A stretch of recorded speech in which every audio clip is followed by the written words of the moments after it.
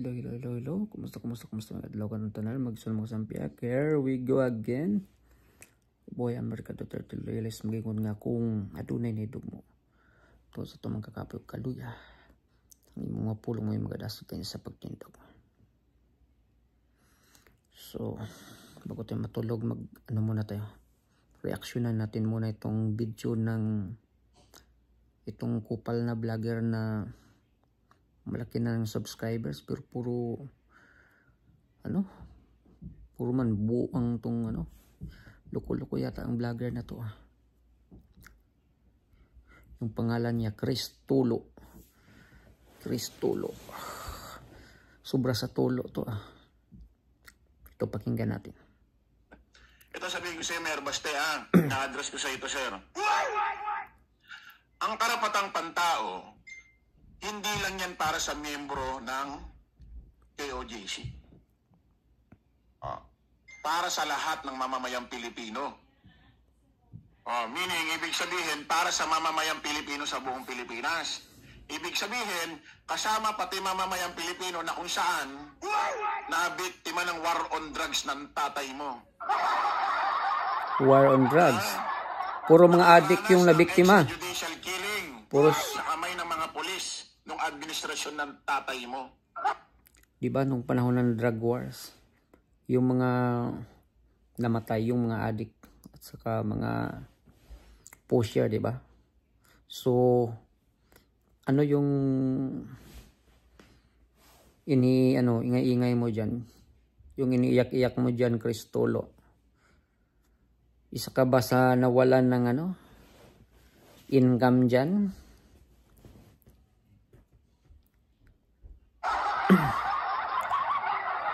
Itong sinasabi niyong karapatang pantao, ito yung sinasabi niyong maximum tolerance, hindi lang yan para sa miyembro ng KOJC, pangkalahatan Luzon, Visayas, Mindanao. Bakit parang feeling yata, Siyempre, maximum tolerance yung pinag-usapan nun, KOJC. Dadawit mo naman yung iba. Siyempre, yung mga pulis dyan, may training sila. Kung baga, dapat mahaba yung pasensya nila Kasi dapat, yan yung sinabi na dapat maximum tolerance. Ikaw talaga, Chris Tulo. Wala ka sa hulog. Puro ka buang talagang vlogger na to. Laki ng subscribers pero walang mga kabuluhan tong mga pinagsasabi. Bakit parang nagiging concern yata kayo sa mga ngayon pangkarapatang pantao na hindi naman ganyan ang inuugali nyo dati nung administrasyon ng tatay mo? Naloko na. Naloko na. Baka nakakalimutan nyo. Nung administrasyon ng tatay mo, nung presidente ang tatay mo, Sir Mayor Baste, at ang PNP chief si Bato, baka nakakalimutan nyo, ang kalaban mismo ng tatay mo doon, human rights, lagi niyang binabanatan. Siyempre, yung human rights walang ginagawa sa panahon nila, puro lang kapakanan ng mga rebelde, yung mga NPA. Yun lang yung tinutuligsa.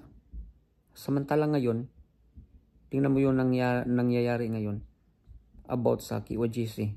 Diba natanong dyan sa Senate hearing, nag-iimbestiga pa lang daw sila. Samantalang 14 days na. 13 to 14 days to going to 15 days na. At may namatay na. Wala pa silang ginawa. Siyempre, trabaho nila yun Annual budget nila noong 2023, 958 million. Almost 1 billion. At ngayong 2024, proposed budget nila, 976 million. Ano ba yung pinagsasabi mo? So, ang ibig bang sabihin, yung CHR ang tatrabahuin nila. Yung kagustuhan lang nila. Yung gusto lang nila. Hindi sa pangkalahatan. Buang-buang ka talaga, Chris Tulo. Gago talaga tong mga fanatics nila ni yung mga bayarang Iwan ko, bayaran siguro to. Kasi yung wala sa hulog Only may 1% of advertise pa. players can master this challenge. Sharpen your mind and boost your IQ. Ang kalaban mismo ng tatay mo doon, human rights, lagi niyang binabanatan. Siyempre, Siyempre, yung human rights sa panahon ni Tatay Digong, yung mga tinutulog sa, yung mga binabanatan yung mga pulis, human rights. Pero walang human rights. Samantalang yung mga pulis na namatay, mga sundalo na namatay, pinatay ng mga NPA. Yung mga CHR, walang imik doon. Samantalang yung mga NPA, yung mga addict, mga drug lord, pag yun yung nabiktima, ang iingay ng CHR. Kasi politics. Ganun. At sino ba yung yung mga kakonsapan ng CHR? Di ba mga NPA din? Mga Hontiveros, ganun. Mga Castro, mga Satoru Campo, mga NPA, mga Manuel. Ngayon sa ganitong komite, nang-iimbita na yata kayo ng human rights para magsabi kung nagagawa ba ang karapatang pantao over membro ng KOJC member. Bakit parang nag-iiba na yata kayo? Ba? Parang hindi yata ako makapaniwala na dating binabanata ng tatay mo ang human rights nung panahon niya dahil nagaganap ang war on drugs. Bakit parang dyan yata kayo kumukuha ngayon ng simpatya?